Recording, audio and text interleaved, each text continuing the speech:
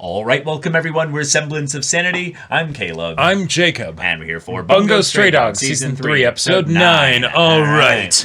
Caleb, assemble the strongest members of the Port Mafia. Would you like the Black Lizards? Yes. Oh, indeed, indeed. The strongest members of the Port Mafia. And a Kutagawa. But we need like a heavy hitter, a real sledgehammer to come in here and break this. Kutagawa. Or no, sorry. No, you're right. You're right. Bringing the heavy hitting.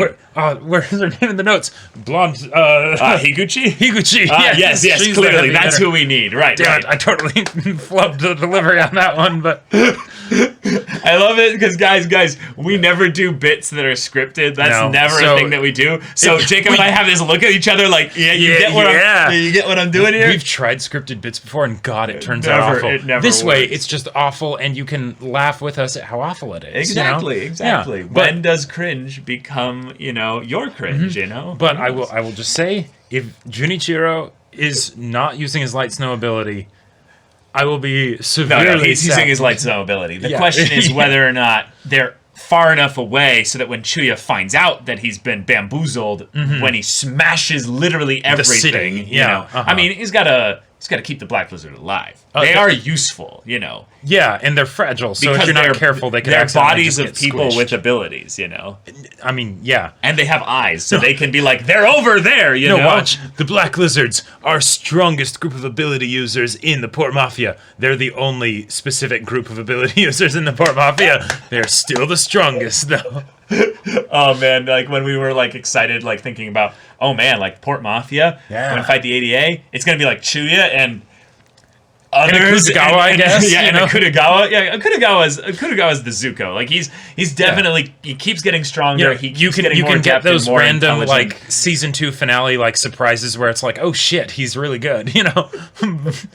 God, we're terrible, but this is gonna be great. This is gonna be really cool because while Dostoevsky is one of those characters where he's like just out of the spotlight enough that he's never really under any serious threat. Yeah. He did try to pull a fast one at Dazai, and it worked. And we have been informed by people that there was a very clear reason as to why he was not sent to Akiko, is that, well, his ability's always on, and she would need to interact with him very physically in order to use her ability. Indeed. But that means her ability wouldn't work. Yeah. So it's I guess like, I always just assumed that because like there were all the cool effects when Dazai's ability was used, that it was something he had to like actively use or something. But this makes way more sense, and also makes him he's a walking curse. Way more busted, and also a curse and such, because like how do you beat him? It's a sniper basically. That's literally what you have to do. Like took a page out of Jacob's notebook of how to deal with superpowered people that have mind-based abilities. Right. And he's like,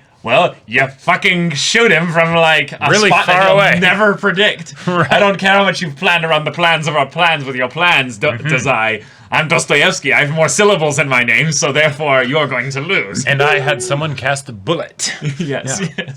My favorite moment in a video game happened where there's this one guy who's super powerful old wizard, and he's dealing with a bunch of other super powerful magic users, and he just walks up, sees that they're doing all the shield stuff up, whips out a gun and just pop, just shoots the guy. Yeah, just shoots another super powerful wizard, and it's just like fucking you're just like, what the fuck? Wait, what? No! If you know what I'm talking about, you know what I'm talking about. But I can't say stuff for Was details. It the critically acclaimed Pandemic RPG Final Fantasy 14? Really Damn it, that sounds awesome. Yeah, it is really good. But Bungou, without further ado, let's get into this. All right, everyone, now be sure to go check out the reaction portion of the video in the description below, then come back here for the discussion.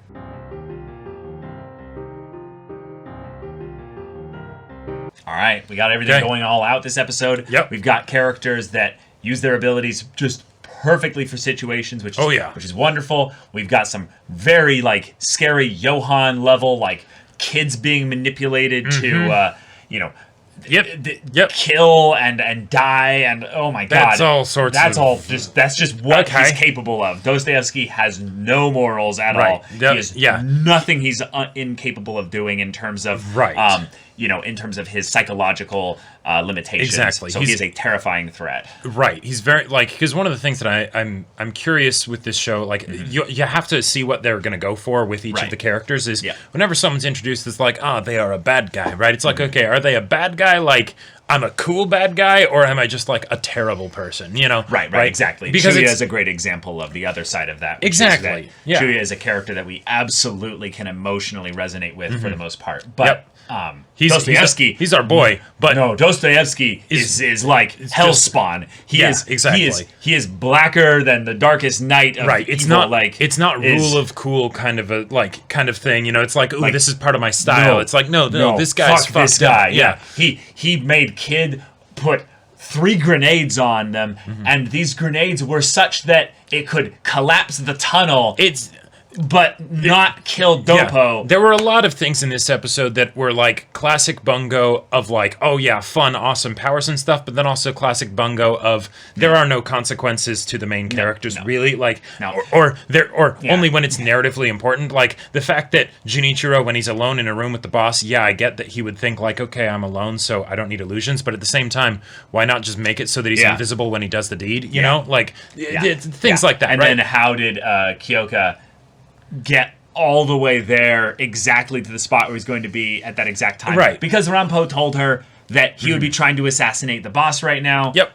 Sure, that's a pretty good prediction. But of course, the narrative convenience of she's going to show up exactly when it matters. Right. But then at the same time, you have things like, why the fuck is Junichiro captured by these people? He has illusions. Why would he let himself get captured, right? Well, he needs to deliver the message. He needs to deliver the message, but theoretically that could be done with an illusion too, right? Oh, wait, no. He wants to get close to the boss to kill the boss. Which is cool. Right. Why does he get since it could have been anything, why does he get a switchblade instead of like a switchblade and a gun and, all this other stuff? The switchblade was to cut his harness. Right. I get the switchblade to get free himself, but, they could have put other slips of paper in there too, but then it'd be too busted, right? Right. The thing is we got to follow this through to its conclusion in that we have a character decision from the boss of the ADA, and that he would rather die than have Mori die, because Mori is essential for the peace and stability of this city. Which I love that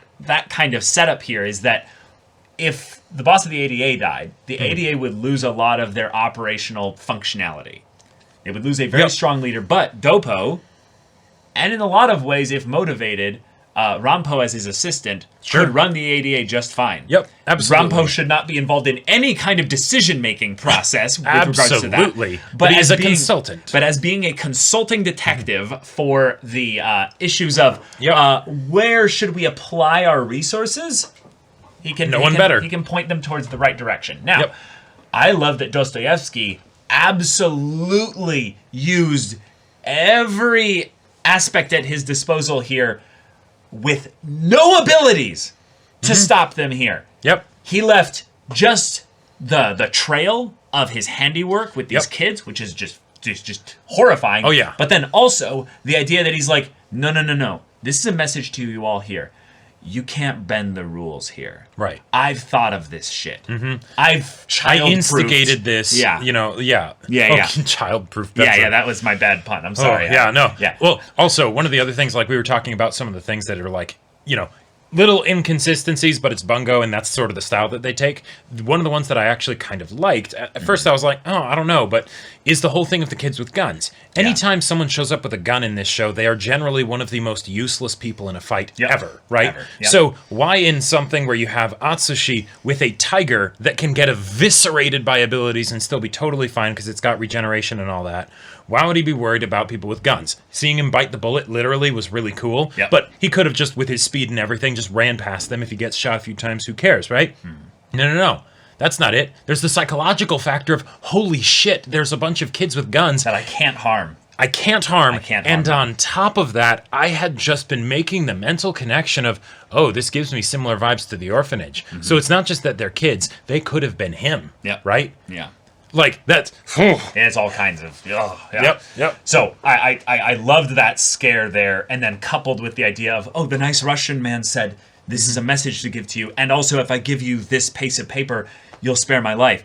I love the way in which Rampo said, it's like we're fighting Dazai. Dazai doesn't really have an ability in terms of the indirect fight. He just brings you down to his level. Well, right. In the macro, no, I'm not even talking about that. In the macro level of a fight, Dazai would be the smartest person to never see him. Because the second you see him, you can pull out a gun and be like, bah, I win, Dazai. Yeah. Dazai wins by using other people. Right. So, freaking Dostoevsky here is winning by using other people. Yep. But weirdly enough, he's talking to Katsura, the guy from the OVA that was trying to break Doppo's ideals way back when. Yep. And he's using him for something. And I love that he, like, bringing him back up, it's like, okay, cool. That's a nice way to show that Dostoevsky does his homework, right? Like, he'll bring in all the references because he's like, okay, who are all the people they've faced, all that stuff. And who can I attack? Right, get information ADA and or the Port Mafia members directly. Exactly. In an emotional way. And he's like, oh, you actually had a pretty good tactic. I'm going to do the same thing. Sure. And since the doctor's not there, nothing changes because Doppo can't die there. If Doppo had died there, that would have been insane as a way to build up Dostoevsky. I think they can't kill Doppo with plot. I think he has plot armor because the boss of the ADA is who's going to die. And I can see that happening. Because I actually think that's a pretty good... and then Doppo becomes the new becomes the new boss. And it's a thing of where the boss's power is one that's kind of like Light Snow, in that if it ever fully gets utilized, it's one of the most busted things that's on the table. And yet it's easy to, like, not have it be used. Because being able to, like... Because it never really needs to be used. Right, and being able to control other people's abilities, the main time you would actually, like, since it's still the ability that they're using in the ways that they would use it, but just you're using it instead of them, that doesn't actually give you a lot of additional power, because it's not like you can have their ability be used where you are. It's a leader effect. Right, it's a leader effect. In situations like with Junichiro, for instance, when they're falling out of the building, theoretically the boss could have, if he was cognizant and aware of the situation, could have used his ability to illusion them, even though Junichiro's unconscious, right? Yeah. That'd be a great use for it. But other than that, it doesn't actually, like, unless you went into some crazy, I am now using all of your abilities at once for crazy coordination. Yeah, I think that's exactly what it's primarily best used for, But as long as it's not that, it's fairly easy to work around, like, from a writing standpoint. Yeah. So now, because all this chaos, all this craziness went down, we had a moment where Mori nearly died, and I like that the one really powerful Port Mafia character that didn't show up for the raid was very much not just, oh, where is she? She's just left it. No.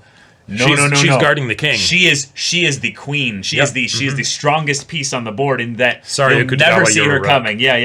Like Kutagawa was a strong rook. Yeah, like he's a good rook. Yeah, heavy. Blunt object. Yep, that's right. Useless against the enemy's queen. The Dazai. Right, or even bishops. But yeah.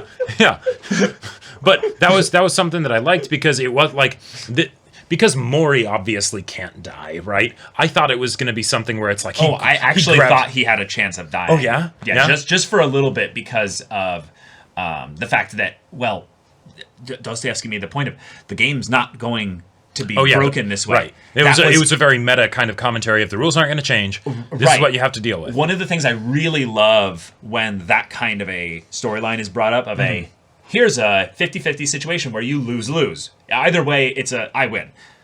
Is sometimes most times in stories, it's the thing of where we found a third option. Yep. And it's like, that's great. I like most of the ways in that happens, but sometimes it's a thing of where, no, the stakes you set up couldn't be something that they would really want to deliver on, so we are going to just scoot around it. And then it feels more like backpedaling than going in a different direction. Right. So in this case here, by having Dostoevsky be so giga-brained that he's like, no, you can't backpedal. I'm literally writing the plot as we go. Exactly. I'm that intelligent. Yeah, he knows what Rampo said in a van somewhere, and he's like, no, doesn't work. You can't change the rules. Yeah. This is how it is. And now having this thing of where we're like, oh, okay, so Doppo needed to survive so that he could be the next boss because we're literally going to lose the boss. Probably. And it might be the boss killing himself, like falling on his own sword and being like, I'm doing this for the city. By the way, I love the fact that we had what was her name? Guild. From the guild. Yeah. Sequestering the boss that's into the her perfect ability, spot, right? Yeah, it's like, haha, and I'm in here too, so you can't even get to me to get to the boss. It's just, nope, he does not exist. We literally cannot lose in this instance here. Right, Yeah. like the only way we lose is if it gets to the 48 hours, right? If we don't win, then shit, right? Then both us and the Port Mafia loses, but that's it. Like, so I love it. So in a lot of ways, this is going to be a conversation where they're either going to be brought into the room with the boss, and the boss is going to be like, this is what we need to focus on.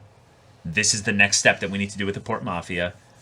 Give my message to Mori. Mori will now work with you because of my death. And I think that's what it's going to be, is that the boss will die in order to set up the alliance with the Port Mafia. Because Mori will then go, shit, I don't actually care about whether or not the alliance lasts long term. The fact that he was willing to do this for my sake, but not just that, my city's sake. I will absolutely work with the Port Mafia to get rid of this Russian what guy. Right. There's the pride angle and the respect angle, but also just the thing of Dostoevsky was able to do this. Yep. Your boss came very close to dying. If not for what the president did, Mori would die. Right, and I'm saying would as if it's in the past, even though it's something that will probably happen in the future. Unless they do find option 3. Unless they do find option 3, but the Port Mafia really has no way of getting at the president. Exactly. Right? They just don't. They do not. It's like, sorry, this ability is perfectly suited for this sort of situation. You're done. Yeah, and I liked that we very quickly had the bit, because we showed a little bit of a time skip as they got away with the ADA, is that Atsushi is like, and I just got, told that the chief, or the boss, does not want us to fight the Port Mafia. Right. And I liked that in a lot of ways that was Rampo's initial deduction as well, is that, no, we can't fight the Port Mafia. Lots of people are going to die. It's not the thing of where it's just like, well, of course people will die. That's what we're trying to do by fighting the Port Mafia. It's no. People will die in the grander scale of things. Yeah. Do we basically sacrifice the one to save 1,000, basically? Yeah, even if you relegate it to just, but it's just going to be the Port Mafia's people that die. Look at the number of people that they brought to protect their boss. And not only that, if they're a gang that is on the top as far as the city Yokohama goes, what happens when the gang starts to doubt their leadership and sunders? Sure. Or even just they get even if you utterly annihilate them and totally win, right? Then suddenly there's a power vacuum, right? Like, even if it's just within the Port Mafia. But then lots of people die. For me? Is this for me? God, that would be hilarious. No, watch, that's the third option. That is the third option. We go to the guild. Fitzgerald's like, you could not live with your failure. And where did that bring you? Back to me.